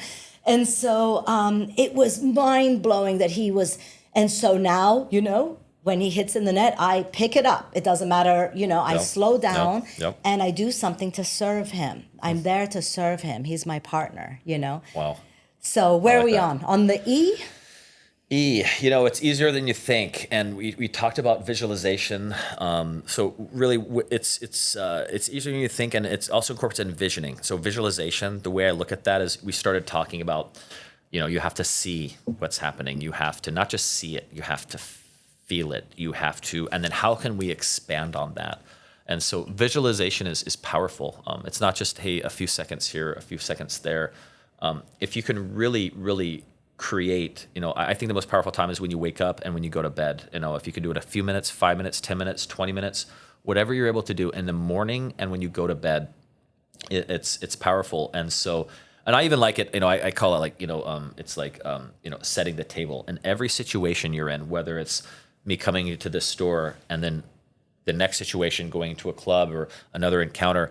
Every situation is different. And I think if you don't set the table, you wouldn't at a restaurant, you wouldn't just have the same setting and everything and just put, you would clean the table, you'd reset it. And I think we don't do that enough in situations. If I'm going to send an email, I'm going to set the table for that. And then I'm going to set the table if I send another email or if I communicate in text. So it's being present and doing everything at that moment. And you can quickly do visualization. Even the envision is applicable in a 20-second thing. You have, after your acceptance, you got your last couple seconds where you're telling yourself these positive things, and then you're going to quickly see it in your mind's eye. So a lot of times it's like, it's no big deal. It's just a second. But man, a second, every point becomes a lot. 5 minutes before bed for a year becomes a lot. Because a lot of times, what are we thinking about in those times? We're kind of summarizing our day. Oh man, this bad thing happened, this bad. I got to deal with this in the morning. Man, for years, I used to wake up in the morning with a pit in my, it's like I'd wake up in shock, like, oh, sheesh, another day. I'm sick to my stomach. There's all this stuff I have to do, all this stuff I'm already worrying about, and I haven't even experienced it yet. So I'm already telling myself how I'm reacting to that. And again, so many of us do that. And we don't think that matters because we're so trained and addicted to that feeling. Before we even think of positive thoughts, we go to our phone and we go, oh, shoot, what do I got to deal with? Set the table for 5 minutes. What is the day going to, and again, it's not just, hey, I'm just going to visualize, me on a beach all day. Sure, that's great. No, how about if you visualize the feelings you're going to feel this day? So when you're really wanting to do powerful visualizations, let's just look at it from a tennis player's perspective. I'm going to play in this challenger tournament or this college tournament, this pro tournament, or I have this league match, or I have a UTR flex match, or I'm just playing my old friend from school. I don't care what it is, right? It's going to being able to see that situation, and then what feelings would you feel doing that? So if I'm winning that match, what feeling would I feel? So when I help my team create this visualization plan, and when I do this visualization, it's what feeling would I feel if I'm trying to visualize this outcome? Let's say it's winning this match. What feeling would be evoked from that? So then I'm not just visualizing, okay, to win this match, I got to, hit 10 mile an hour faster serve. I need to get in better shape. I need to get faster. And I'm not visualizing me going to the gym every day. I'm visualizing the outcome. And to go even further, I'm going, what feeling would that evoke? So I'm not just in a neutral, empty feeling. I'm trying to invoke those feelings. So if I'm trying to uplift myself, I think of a puppy, or I think of something, for me, that's, I think of my pup, and that's where it takes me to that place. And so we're all gonna have these different feelings or different places that will take us to that emotion. It's just like a subway train to that emotion. And if we can do that with visualization, so let's say I'm playing a match and it's a big match. Well, let's say, for example, I won the Division III National Championship with both my teams, men's and women's teams. What feeling would I feel from that, and what would I do after that? So I'm visualizing me making phone calls afterwards, calling loved ones and saying, this happened. I'm visualizing myself in the rental car, in the van, at the where is this tournament going to be at? I'm visualizing myself at that facility, or at that hotel, or in the van ride back to the airport. You're not going to believe it. I did it. We did it. We won. And I'm visualizing that. I'm visualizing our team celebrating with that trophy. I'm visualizing me talking to recruits the next year about what we've done. I'm visualizing about those things, because if that happened, all the other stuff along came with it. And so a lot of times we just go, I visualized for a second that I'm really awesome. Oh, that's great. Okay. Yeah. Or that I played well. That's not what we're doing here. Yeah. So that's why it's so amazing. I can see it, feel it, smell it, believe it, any emotion I can get. Own it. Powerful. And so that's why it's you were also talking about hey, I beat this woman that I finally believed I was worthy of being a 4-0 or a 4-5 or whatever I'm doing.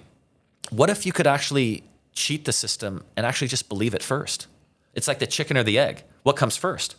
Well, it's the chicken. Well, no, well, it's the egg. Well, what if our belief in ourselves, because a lot of times you'll see players, you're like, wow, there doesn't seem like a difference. They seem like a good player. They seem good enough. Or how is this person? They seem like they hit the ball just as well as a professional. What's the difference? It's the belief. It's the not believing.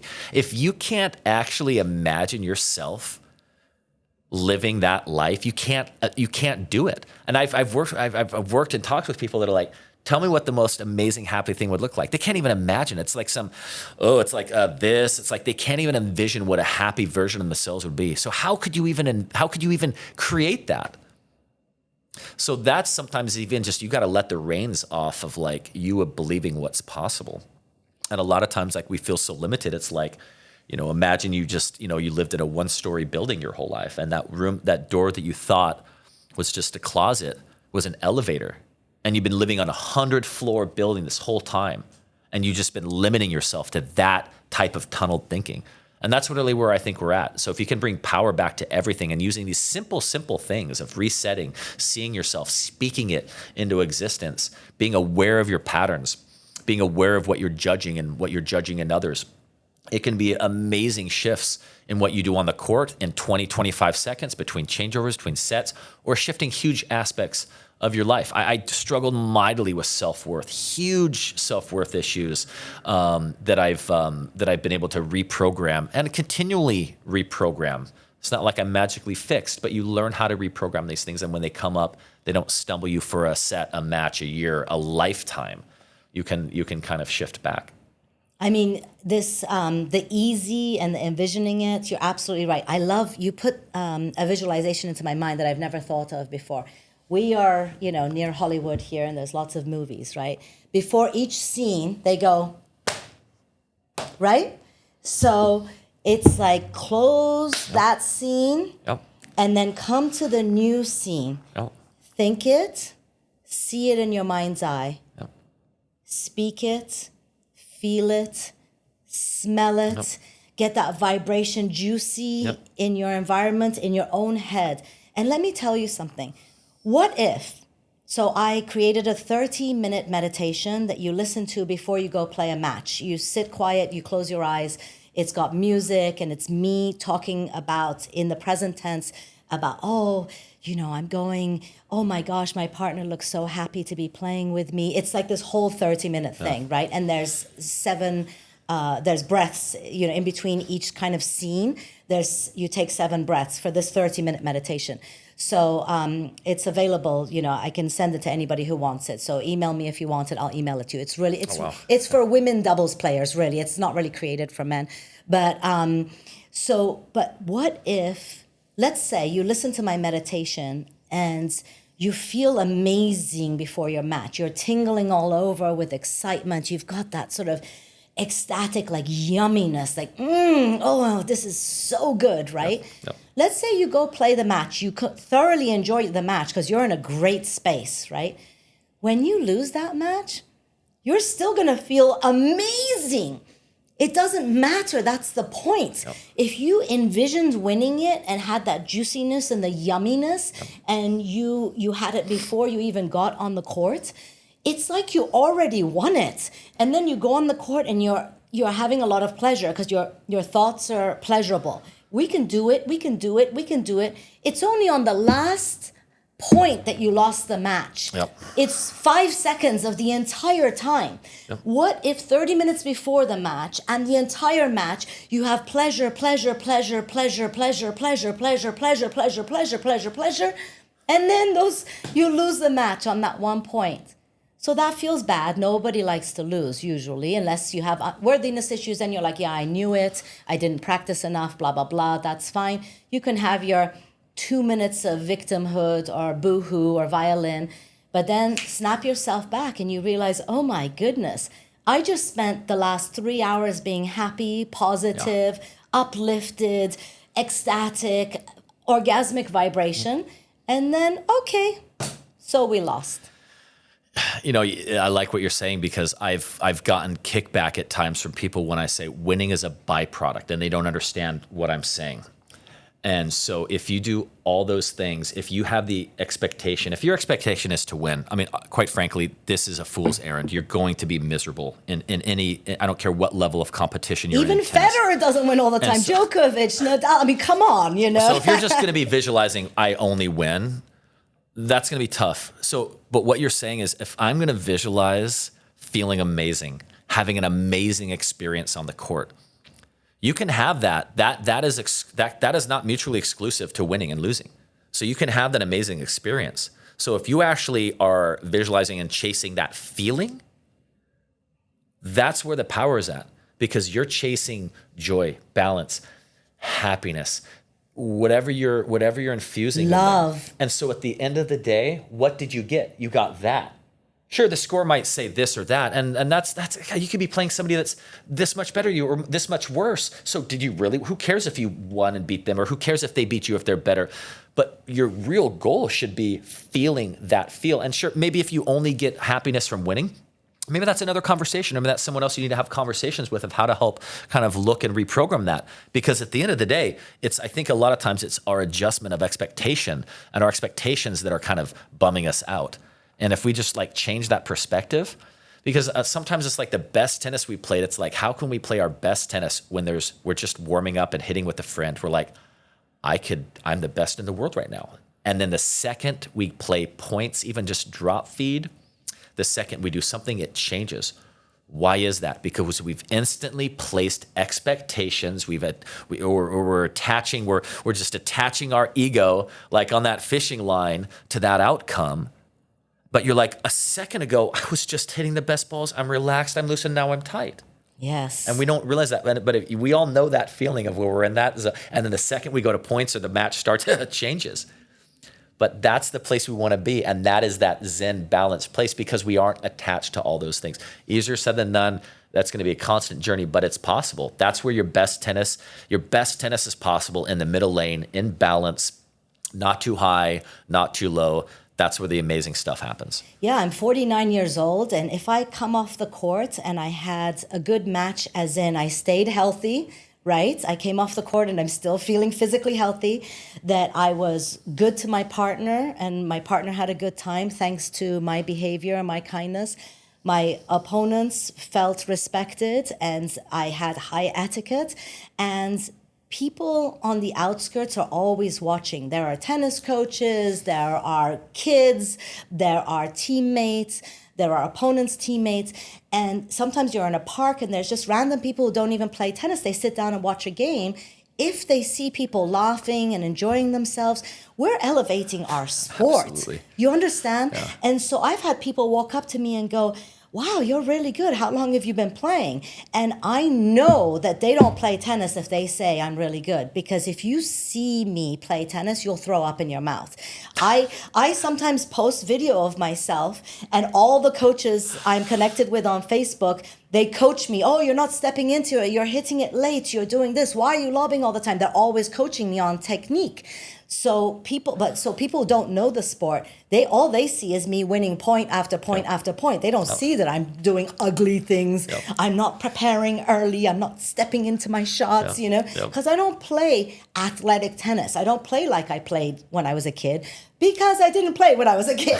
I was 210 pounds when I started playing tennis. I was, and so the thing is, though, I had so much joy on the court that somebody, a stranger, wants to be involved with the sport. Yep. I designed sexy tennis clothes where people put the clothes on and they spin around and they feel sexy and youthful like they haven't felt before.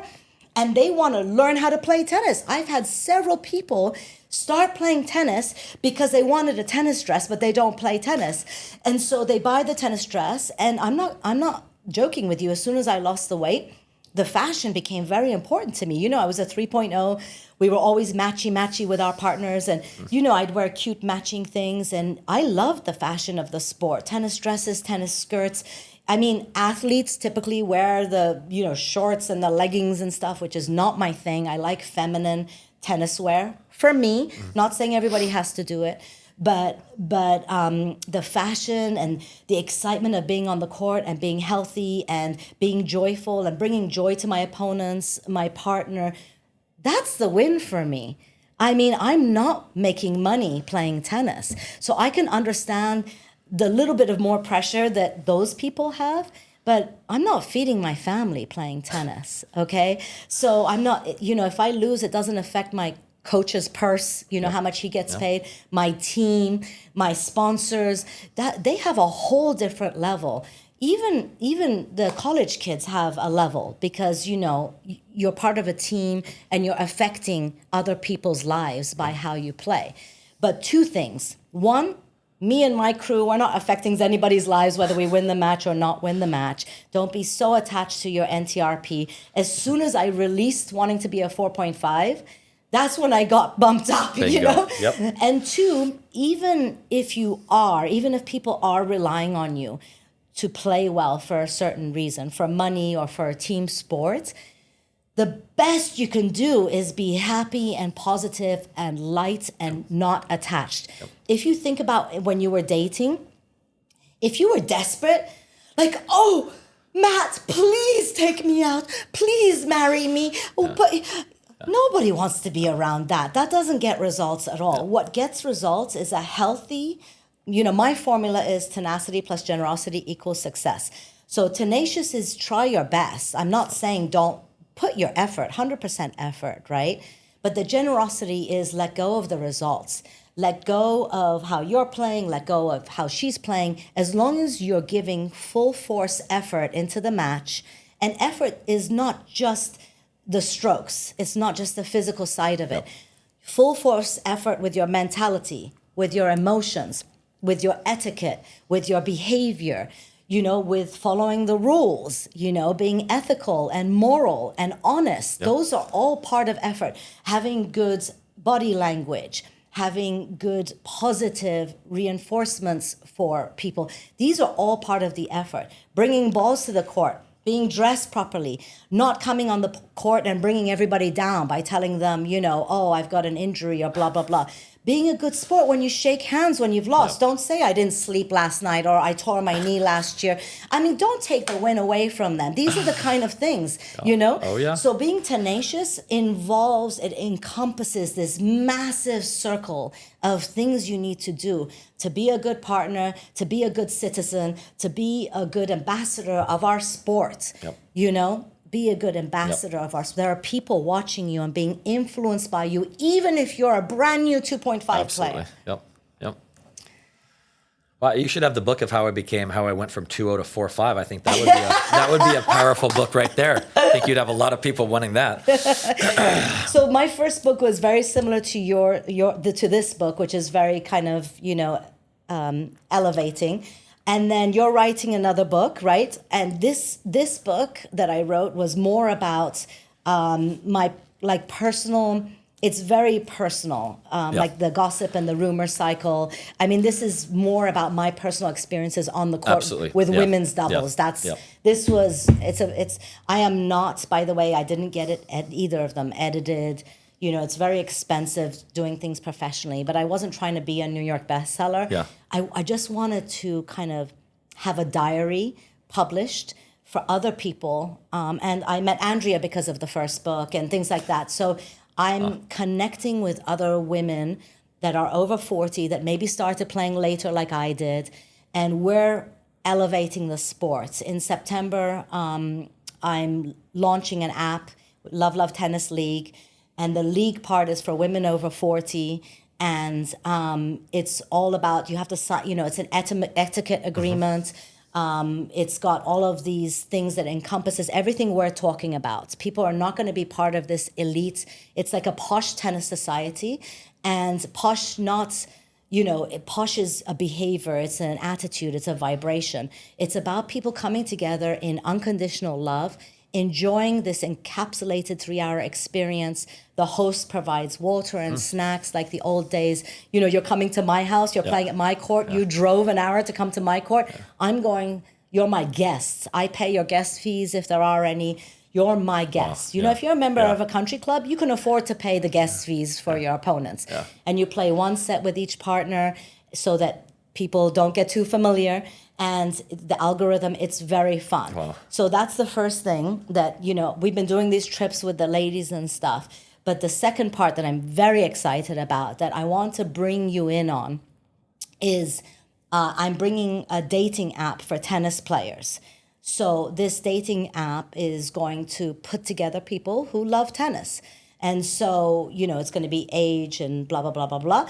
But what I'd like to do, because once people meet, it's very exciting and great at the beginning.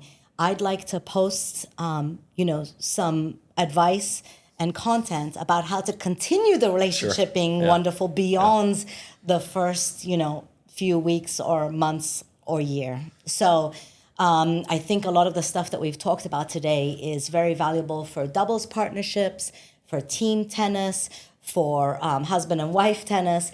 I would love all husband and wives to play with each other because it's magical when you can get it right and you're not fighting each other and you realize you guys are on the same team, you both want to win, you just do it very differently, and you acknowledge your partner for the way they want to do it, and you tell them some of your own limiting beliefs about why I don't do it like that because I believe I don't. Like my husband you saw, he's a super athlete. He's been throwing the ball since he was 2 years old. He's played every sport, beach volleyball. He's a 4-handicap golfer. Everything he touches, he just picks it up, right? I mean, he practices and, it's not like, he's wonderful. So, but what happens is that when we get on the court, he asks me to do things that I feel like, because I'm Persian, I'm Jewish, our culture is not sporty, you are not American, white people, blah, blah. So all that stuff's going through my head. I can't do it. I'm going to hurt myself if I do what he's telling me to do. But I hear those and I go, but that's not true though. And I have to back up and go and do some work on that. I have to journal about it. Is it true? Is it helpful? Is it kind? This is the Rotary. The Rotary has a pledge they read. Is it true? Is it helpful? Is it kind? Is it necessary? So you go through that little pledge and you go, is it true that I'm not fit? I'm very fit. I was winning, singles matches when I was 60 pounds heavier. I can play tennis for 8 hours a day, doubles. I don't play singles anymore, but, So before we finish this portion of it, tell everybody just about the book, because we're going to talk about Sensei now. But tell everybody how they can connect with you, what offerings you have, where you are on social media, how you love to help people. Like if you're going to consult with a university or somebody, how you can best serve other people with this kind of work that we've talked about today. Yeah, so if you want to reach out and just connect more and learn more about what I do, and it's the fieldguideforbalance.com is my website. There's some more. Say it slower. fieldguideforbalance.com. Okay, so THEFIELD. Oh, no, actually no THE. So it's going to be just www.fieldguideforbalance, spelled out FOR. So fieldguideforbalance.com. Okay, great. And so on there, obviously the book is available on Amazon and Kindle. And then the book that's going to be coming out soon, this is being wrapped up, is actually a tennis-specific mental toughness book. It uses the same balance acronym, but instead this is more of just a general mindset self-help book. It does briefly go into mental toughness is, in my mind, in my opinion, the whole thing is mental toughness, but it's actually going to be a specific book where you create your own mental toughness plan based on your own self-talk, and you go through those own steps. So it's basically a way to create your own mental toughness plan based on the word balance and have your own personal reset, again, between points, between sets, between matches, and provide you those tools in where you're actually creating it. So, where are you on social media for connection? So on Insta, it's going to be Field Guide for Balance as my handle there. And then Facebook, you can find me at Matthew Simons. You can find me on Facebook and also LinkedIn as well. Matthew Simons, you're also going to see it connected to University of Puget Sound and also Sense Arena. So you'll see that connection all pop up with the book as well.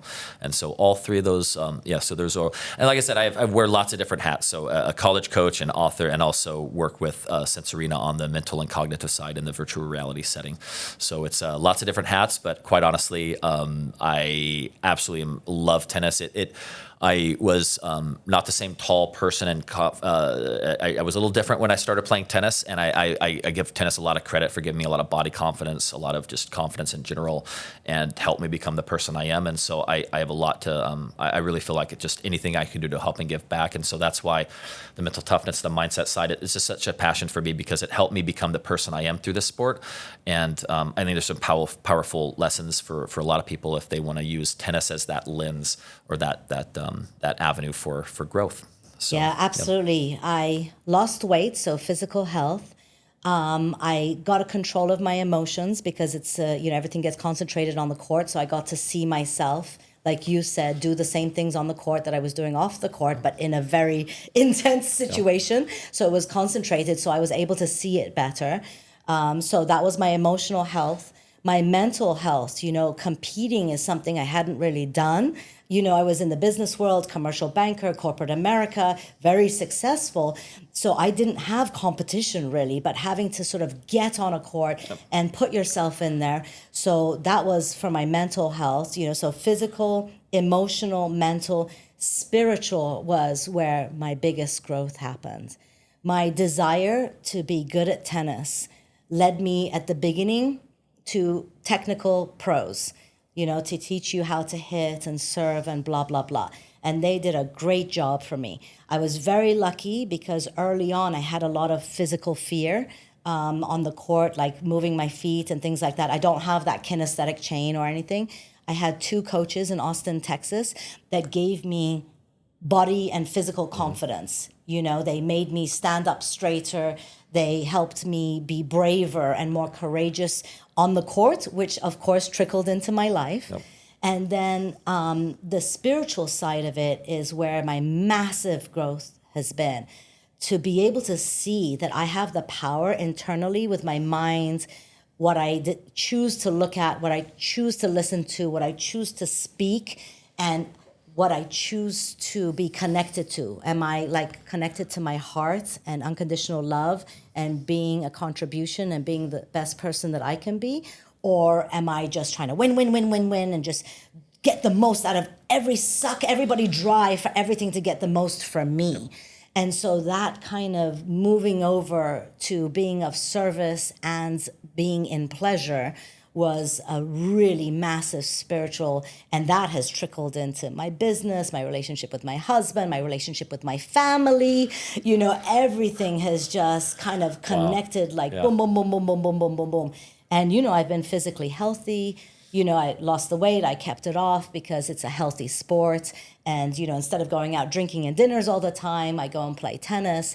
And the friendships and the memories that I have made traveling the world, playing with my husband, playing with my clients, playing with my friends, it's just incomparable to anything you can do as an adult. You make great friends when you're a kid, in school or college, you're stuck with people for a while. But when you're an adult, if you have children, I guess the other moms maybe because your kids are in the same school. Tennis takes away geography. It takes away your financial, how much money you have. It takes away ethnicity, takes away color, it takes away religion. It's a level playing field. You play with people that, I have met people from Michael Chang and, Patrick Monteglou, from people like that who are tennis pros, to a regular person just starting out, just moved to LA, wants to play tennis, excited about the sport. It's amazing. Thousands of people I've met because of this sport, and you meet them in a special way. I call it like a church, it's like a tribe. Yeah. We're all we love this sport. It's amazing, and we're all kind of growing together. And things have happened inside of our community. Somebody needed a kidney, and people who met on the tennis court, married or helped each other in ways, did business deals. There is no end to the gifts you get from this incredible, incredible sport if you are good yourself. Well, like you said, it's what you give out is going to come back to it. And I think everything you're talking about, it's not a surprise, again, how your growth in tennis has happened, because everything I've heard you talk about, I've heard nothing but positivity, how you are going to overcome these challenges. And also, you were talking about lessons. A lot of people, if I can just get one extra lesson, more lessons. I mean, there's people that have taken lessons their whole life, and you don't see improvement. And it's the mindset that you take onto the court with you. So I think it's important that you talk about that, because you really highlighted that. Because it's not just, oh, if I just get an extra 100 hours of lessons, that'll do it. No, you have to have the physical and the mental and the whole, because you're talking about the whole person is what you've worked on when you've been working on your tennis. And so it's impacted your whole person, not just the tennis, not just this and all those other areas. So that's why this has been just a fun conversation to kind of bring both those sides to tennis and to sports, because it is there, whether or not we want to acknowledge it. And that's sometimes the biggest thing holding us back. And you're an athlete who, played in college, and I am not. I started playing when I was 35, but look at the two of us where we are aligned completely. Absolutely. In how to play tennis. And, it's not just, once you know how to hit the ball, you know how to hit the ball. The rest of it is. Yep, that's it. Yep. Thank you so much. You. Thank Yep. you.